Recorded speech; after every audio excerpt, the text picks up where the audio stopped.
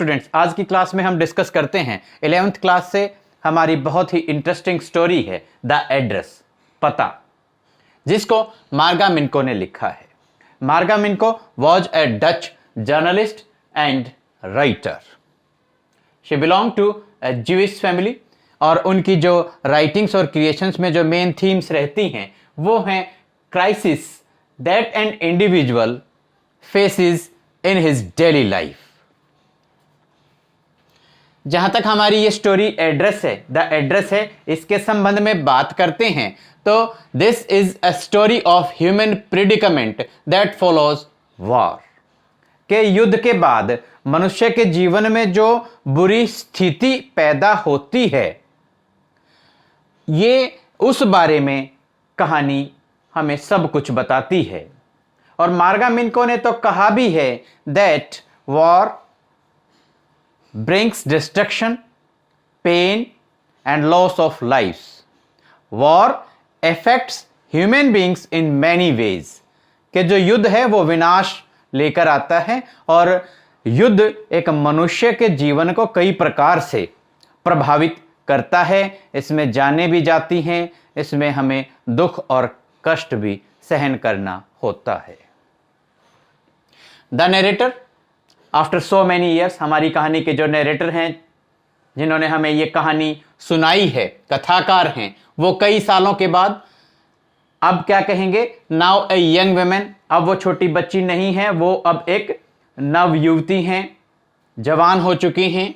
Comes to meet the women with whom her mother had left all her belongings. आपको समझाते हैं, वो अब कई सालों बाद उस महिला से, उस औरत से मिलने आती हैं जिसके पास हमारी नैरेटर की मदर ने अपना सामान युद्ध के समय सुरक्षित तरीके से भिजवा दिया था। और ये औरत हमारे नैरेटर के घर से सारा का सारा सामान उठाकर अपने घर लेकर चली गई थी। तो अगर हम अपना सामान किसी को दे देते हैं तो उससे वापस लेने जाते हैं, उसके लिए हमें ज़रूरत क्या होती है, उस एड्रेस की, उस पता की ज़रूरत होती है कि हमें उस एड्रेस पर पहुंचना है, हमारा सामान वहां पर रखा है, तो हम अपना सामान वहीं से प्राप्त करने की कोशिश करते हैं।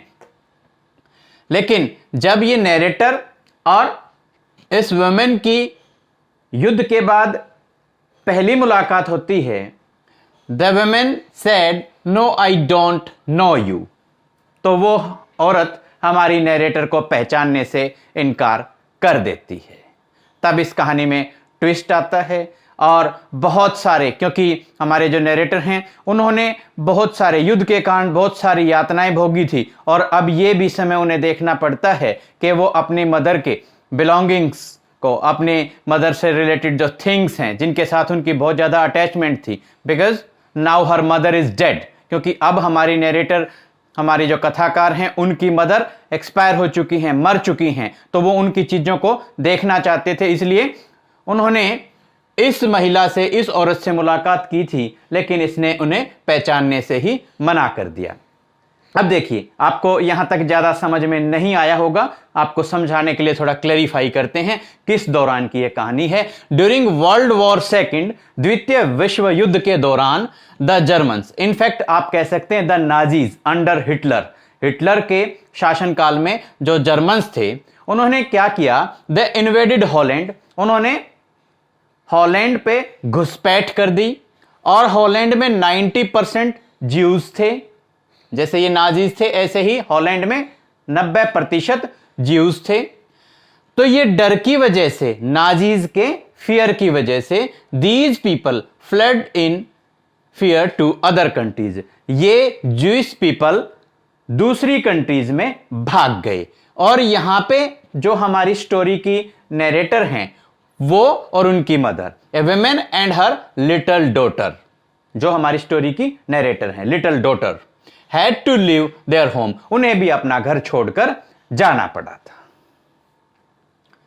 ये हमने यहां पर बतलाया है। तो जब कई साल के बाद युद्ध जब समाप्त हो जाता है, उसके बाद हमारी नैरेटर इस औरत से मुलाकात करती है, तो ये औरत पहचानने से मना कर देती है। द नैरेटर थॉट दैट, हमारी कहानी की जो कथाकार हैं वो सोचती हैं that perhaps she was mistaken, शायद मुझे गलत फहमी हो गई हो। She was not the same women, हो सकता है ये वो औरत ना हो जो हमारा सामान लेकर अपने घर आई हो। She had seen her years ago for a moment, क्योंकि मैंने उसे, हमारी नरेटर कहते हैं कि मैंने उसे कई साल पहले कुछ ही पल, कुछ ही क्षण के लिए देखा था, तो जरूरी नहीं कि मेरा अंदाजा ठीक हो। बट लेकिन जैसे ही वो आगे बढ़ती हैं तो हमारी नरेटर को पता लगता है that she was wearing green knitted cardigan of her mother, कि उस औरत ने हरे रंग का बुना हुआ, बनाया हुआ एक कार्डिगन था, जैसे लेडीज की स्वेटर होती है उस तरीके से हरे रंग का कार्डिगन जो नरेटर की मदर का था, वो उस औरत ने पहन रखा था। तो अब हमारी नरेटर को क्लियर हो जाता है, उसके मन में कोई डाउट नहीं रहता है that she was the same lady, कि ये वही औरत थी। और उस कार्डिगन पे जो बटन्स थे वो वुडन के थे, लकड़ी के बने हुए थे, और उनका अब जो है कलर पेल हो चुका था, येलो हो चुका था, ड्यू टू वॉशिंग, बार बार धुलाई होने की वजह से उनका कलर पीला हो चुका था। That's why the women half hid her self behind doors, इसलिए उस औरत ने अपने आप को दरवाजों के पीछे आधा छिपा लिया, ताकि ये जो लड़की हैं, ये जो नरेटर हैं, ये उसको अच्छे तरीके से ना पहचान पाए। In fact the women close the door so that no one inside the house should be disturbed, घर में किसी और को यह पता ना चले कि कोई लड़की, कोई नरेटर जो है उनके घर आई थी, वो अपना सामान मांग रही थी या उनसे मिलने आई थी, इस बात का पता ना चले, इसलिए उस वुमेन ने, उस औरत ने घर के दरवाजे को अच्छे तरीके से बंद कर दिया ताकि बाकी घर वाले डिस्टर्ब ना हो। अब नरेटर जब वहां से जाने वाली होती हैं तो उन्होंने घर की जो नेम प्लेट है, नंबर प्लेट है, उसको देखा, उस पर लिखा था मिसेस डॉर्लिंग नंबर 46, यानी कि यह मिसेस डॉर्लिंग का ही मकान था, और मकान का नंबर था 46 और गली का नाम था मार्कोनी स्ट्रीट। यही वो एड्रेस था, यही वो पता था जो नरेटर की मदर ने, जब एक दिन नरेटर ने अपनी मां से पूछा था तो उन्होंने बतलाया था। अब उनसे अपनी एक वेन में, बेकार में मुलाकात व्यर्थ जाने के बाद the narrator walked back to the railway station, तो वो उन्हें ट्रेन पकड़नी थी। She was willing to board a train, तो ट्रेन पकड़ने के लिए जब वो रेलवे स्टेशन पर जा रही हैं, she started recalling the old memories, तो वो अपनी पुरानी यादों को ताजा करने लग जाती हैं। हर mother had given her belongings, पहली बात तो ये कि इस औरत को नरेटर की मदर ने ही अपना सारा सामान दिया था, और ये किस समय की बात थी? It was during the first half of the war, युद्ध के पहले आधे भाग की या पहले आधे समय की यह घटना थी। She had come back home for a few days, उस दौरान जो ये हमारी नरेटर है, ये कहीं हॉस्टल से या कहीं बाहर रहती थी अपने घर से दूर, तो अपने घर पे कुछ समय बिताने के लिए, कुछ दिन के लिए ही आई थी। और ये जो औरत जिसको नरेटर की मदर ने अपना सामान दिया था, she was an old acquaintance, acquaintance means जान पहचान वाली, नरेटर की मदर की कोई पुरानी जान पहचान वाली थी, जिनके बीच में अब कोई ज्यादा ऐसा संबंध और रिलेशन नहीं था, ज्यादा उनका आपसी प्रेम नहीं था। लेकिन इस युद्ध के दौरान क्या हुआ? Suddenly that women turned up, एकदम से वो इन लोगों के सामने आ जाती हैं एंड रिन्यूड हर कॉन्टेक्ट, और उनके जो आपसी संबंध है उनको रिन्यू कर देती है, यानी कि अपने पुराने संबंधों को जीवंत कर देती है, और नरेटर की मदर का जो कॉन्फिडेंस है उसको विन कर लेती है, उसको जीत लेती है। और she was not a Jew so no fear for her, क्योंकि वो ज्यू नहीं थी, इसलिए उसके लिए किसी भी प्रकार का डर नहीं था। तो नरेटर की मदर को भी यह लगा कि अगर हम अपना घर का जो सामान है वो अगर इस विमेन के, इस औरत के घर पे रखवा देंगे तो वो सेफ रहेगा। Now the narrator had weighted a long time, उसने बड़े लंबे समय तक अपने इस सामान को देखने के लिए काफी लंबा इंतजार किया था। She was interested in that stored stuff. अब देखिए, जब घर के लोग ही नहीं रहते तो घर का सामान स्टोर्ड स्टफ जैसा ही, यानी कि इकट्ठा किया हुआ या भंडारित किए हुए एक सामान के जैसा ही बनकर रह जाता है। So she was afraid of looking at her mother's things or mother's belongings because her mother was dead. अब क्योंकि नैरेटर की मदर एक्सपायर हो चुकी थी, उनकी डेथ हो चुकी थी, तो उन्हें डर लग रहा था कि जब मैं इस सामान को अब देखूंगी, अपनी माँ के सामान को जब मैं देखूंगी, तो मेरी जो है मेंटल कंडीशन या जो है मेरे इमोशंस वो किस प्रकार के होंगे। इसलिए शी वॉज अफ्रेड, हमारी नैरेटर को डर लग रहा था। She wanted to see, touch and feel them, लेकिन वो कम से कम एक बार अपनी माँ के सामान को उनके मरने के बाद देखना चाहती थी, टच छूना चाहती थी और उसे महसूस करना चाहती थी। और जब ये सारी घटनाएं हो रही थी, जब ये महिला हमारी नैरेटर के घर से उनकी माँ के कहने के बाद उनका सामान लेकर आ रही थी, तो नैरेटर की मदर ने एक दिन कहा था, once her mother had said, एक दिन नैरेटर की मदर ने कहा था, every time she leaves here she takes something home with her. कहती है कि जब भी ये औरत हमारे घर आती है और यहां से आके अपने घर जाती है, तो ये कुछ ना कुछ सामान लेकर जाती है। She took all the silver dishes in one go, ये पूरा का पूरा हमारे चांदी के बर्तन एक बार में ही लेके जा चुकी है। She had trouble carrying those large vases. I am worried she got a crick in her back from the crockery. कहती है कि जो फूलदान है और जो क्रोकरी है इतनी भारी भारी है, वे ये उठाकर ले जाती है। तो नैरेटर की मदर कहती है, मुझे डर है कि इसके बैक में क्रिक ना आ जाए, यानी कि कोई मोच या जो मसल पुल है वो इसकी मांसपेशियों में खिंचाव ना हो जाए, ऐसा मुझे डर लगता है। ये नैरेटर की मदर ने ऐसा भी कहा था। She wanted to save our things, और कहती हैं कि देखो, नैरेटर की मदर ने कहा था कि देखिए ये औरत कितनी अच्छी है, ये औरत हमारे सामान को सेफ रखना चाहती है, इसलिए क्या करती है, think about the risk she is running each time she goes out of our door with a full of suitcase और बैग। क्योंकि फियर किसका था, नाजीज का। नैरेटर की मदर कहती है, देखो हमारे लिए, हमारे सामान को सुरक्षित रखने के लिए ये लेडी, ये वुमेन कितना रिस्क ले रही है। अगर कोई नाजीज इसको देख लेंगे तो इसको कितना बड़ा रिस्क है, कितना बड़ा खतरा है। ये बात भी नैरेटर की मदर ने नैरेटर के सामने कही थी। द नेक्स्ट मॉर्निंग और after the day, the mother and the narrator had talked about that women.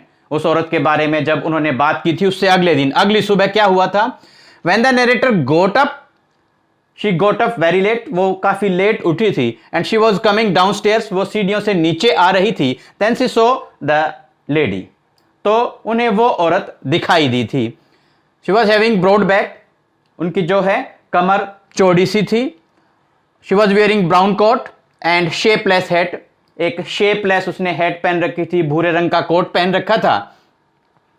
तो जब नैरेटर की मदर ने कहा कि look she is my daughter, तो उस औरत ने क्या किया था, द वुमेन हैड नोडेड, उस औरत ने ऐसे सिर हिलाया था, and she had picked up the suitcase under her coat, और उसने अपना जो कोट है वो अपना जो सूटकेस है वो अपने कोट के नीचे दबा लिया था, छुपा लिया था और उसको लेकर चली गई थी। तब केवल इतनी सी उस विमेन के साथ में हमारी नैरेटर की मुलाकात थी, तब केवल इतना ही उनके बारे में हमारी नैरेटर जानती थी। After that the narrator and her mother didn't talk too much about that lady. तो हमारी नैरेटर ने और उनकी मदर ने उसके बाद उस औरत के बारे में कोई बहुत ज्यादा बातचीत नहीं की थी। अब देखिए, एक अटेम्प्ट हमारी नैरेटर युद्ध समाप्त होने के बाद ले चुकी थी, वो इस औरत से मिल चुकी थी और उस औरत ने उन्हें पहचानने से मना कर दिया था। तो हम लिखते हैं कि first after her first visit in when, पहली मुलाकात खराब हो जाने के बाद the narrator tried a second time, तो उन्होंने दूसरी बार चांस लिया।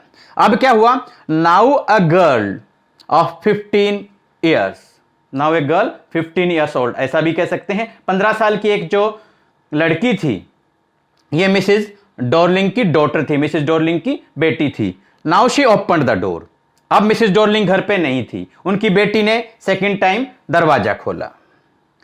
अब हमारी नैरेटर को उस घर में दिखाई दिया an old fashioned iron candle holder hung next to the mirror, के मिरर से आगे, मिरर से के साथ में एक लोहे का बना हुआ मोमबत्ती दान रखा हुआ था। As it was difficult to handle, इसको संभालना बहुत मुश्किल होता था। Instead of a single candle stick, भाई हमें एक कैंडल जलानी है तो हम एक कैंडल ही जला लेंगे, फूलदान काफी मोमबत्ती दान काफी भारी होता है, इसलिए वो कहते हैं कि हम उसे ज्यादा यूज नहीं करते थे। लेकिन नैरेटर को पता लग जाता है कि ये उनका ही आयरन कैंडल होल्डर था जो उनके घर में अब मिरर के साथ में मिसेस डॉर्लिंग के घर में लगा हुआ था। It was very strange atmosphere, बड़ा अजीबोगरीब माहौल था। And everything was arranged in a very tasteless manner, बड़े भद्दे तरीके से सभी चीजों को इधर उधर रखा हुआ था। When the narrator took her chair, जब मिसेस डॉर्लिंग के घर में हमारी नरेटर चेयर पर बैठ जाती हैं, she saw a woolen table cloth, उन्हें एक ऊन से बना हुआ टेबल क्लॉथ मेज पोश दिखाई देता है। She noticed the pattern, उन्होंने उसके पैटर्न को, डिजाइन को देखा। Then she started moving her fingers on the table cloth, her fingers became warm, तो उन्होंने अपनी उंगलियां जो हैं उस मेज पोस्ट पे घुमानी शुरू कर दी, उनकी उंगलियां गर्म हो गई और इस बीच उन्हें पता लगता है that the table cloth had a burn mark, के हाँ इस टेबल क्लॉथ पे एक जले हुए का निशान था और वो पहचान जाती हैं कि it was their table cloth, कि ये उनका ही टेबल क्लॉथ था। अब वो बातचीत करती हैं, हमारी नरेटर और मिसेस डॉर्लिंग की डॉटर, बेटी, वो बातचीत करती हैं। वो कहती हैं कि भाई the girl said mother is about to come, I have already made tea for her, would you like to have a cup of tea. कहती है क्या आप चाय लोगी, मेरी मां आने वाली है, मैंने उनके लिए चाय भी बना दी है। तो इसी सारी घटना के दौरान हमारी जो नरेटर हैं, she lost her interest in all these things, उनका इन सारी चीजों में इंटरेस्ट है, जो रुचि है वो खत्म हो जाती है। एक दिन ये लड़की बताती है, मिसेस डॉर्लिंग की बेटी बताती है, that it was very strange thing for me to know that I didn't know the cutlery, यानी कि जो हमारे घर में कटलरी थी, जो खाने पीने के जो बर्तन सामान था, जैसे स्पून्स हो गए, फॉक्स, कांटे, नाइफ्स, चाकू थे, all this cutlery we ate off everyday was made of silver, के मुझे तब पता चला जब एक दिन मेरी मां ने मुझे यह कहा कि चलो हम चांदी के बर्तनों को पॉलिश करते हैं। When I asked about the silver cutlery, then my mother answered me that the spoon, forks and knives we ate of every day was silver, के सारे जो स्पून है, फोक्स हैं और नाइफ्स हैं, चाकू हैं, ये सभी के सभी चांदी के बने हुए थे। It was very strange thing for me to know, Mrs Dorling की जो बेटी है वो बतलाती है, और वो उनको फ्रीक्वेंटली अब अपने घर में यूज कर रहे थे। लेकिन ये हमारी नरेटर और उनकी मदर की बिलोंगिंग्स थी, उनकी थिंग्स थी, उनका सामान था, और अब ये मिसेस डॉर्लिंग उनको, हमारी नरेटर को वापस भी नहीं लौटा रही थी। Now the girl move to the sideboard, she was very much excited, she was willing to show so many things to our narrator, वो हमारी नरेटर को, इस स्टोरी की नरेटर को बहुत सारी चीजें दिखाना चाहती थी, वो बहुत ज्यादा उत्तेजित थी। Then she opened the drawer, फिर उसने एक दराज खोली और हमारी नरेटर ने नोट भी किया कि जो व्हाइट पॉट है जिसमें चाय रखी हुई थी, it was having gold border, उसका सुनहरा बॉर्डर, सुनहरा किनारा था, ये भी उन्हीं का था। The girl open the box, उस लड़की ने, मिसेस डॉर्लिंग की बेटी ने एक बॉक्स खोला, उसमें से सिल्वर स्पून्स निकले, चांदी की चम्मचें निकली, ये भी हमारी नरेटर और उनकी मदर की ही थी।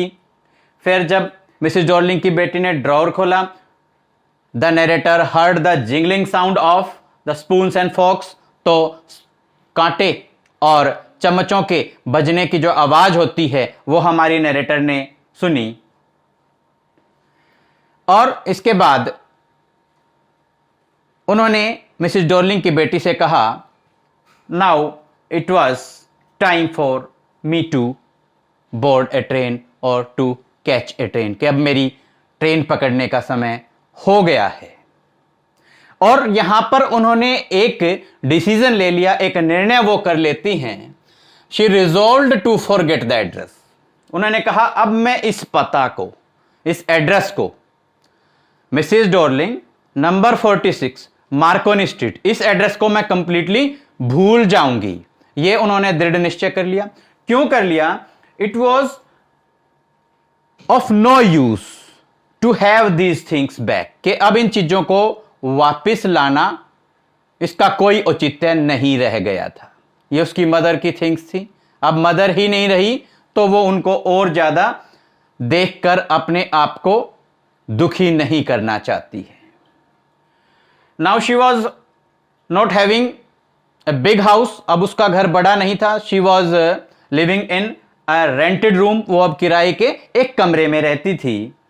And it was no use of having that handful of cutlery, और ये थोड़े बहुत जो कटलरी थी, ये जो सामान था, इसको वापस लेने की अब कोई यूटिलिटी, कोई यूज, कोई उपयोग नहीं रह गया था। लास्ट में हम आपको फिर बताते हैं कि जैसा कि हमने स्टार्टिंग में कहा था, this story, you can say this is the story of human predicament that follows war, कि ये युद्ध के कारण मनुष्य के जीवन पर जो बुरी स्थिति, बुरे प्रभाव पड़ते हैं, उनसे संबंधित यह कहानी है। और लास्ट में हमारी जो नैरेटर हैं, उन्होंने डिसाइड कर लिया कि she resolve to forget the address. ये मोस्ट इंपॉर्टेंट लाइन है कि उन्होंने आखिर में, हमारी नैरेटर ने निर्णय कर लिया कि अब मैं इस एड्रेस को कंप्लीटली भूल जाऊंगी।